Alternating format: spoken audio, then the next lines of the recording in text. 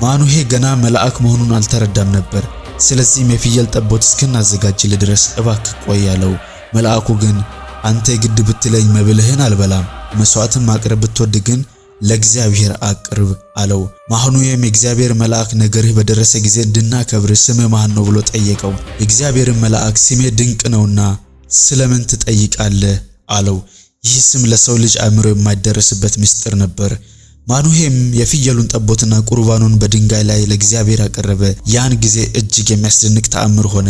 ማኑሄና ሚስቱ በአድናቆት ይመለከቱ ነበር። ነበልባሉም ከመሠዊያው ላይ ወደ ሰማይ በወጣ ጊዜ እግዚአብሔር መልአክ በዛው በነበልባሉ ውስጥ አረገ። ማኑሄና ሚስቱም ይህንን ሲያዩ በታላቅ ድንጋጤ በግንባራቸው መሬት ላይ ተደፉ። መልአኩም ዳግመኛ አልተገለጠላቸውም። ያን ጊዜ ማኑሄ እርሱ በእርግጥ እግዚአብሔር መልአክ እንደነበር አወቀ። ማኑሄም በፍርሃት ተውጦ ሚስቱን እግዚአብሔርን አይተናልና ሞትን እንሞታለን አላት። ጥበበኛዋ ሚስቱ ግን አጽናናችው። እግዚአብሔርስ ሊገድለን ቢወድ ኖሮ መስዋዕታችንን ባልተቀበለን፣ ይህንንም ነገር ሁሉ ባላሳየን ነበር አለችው።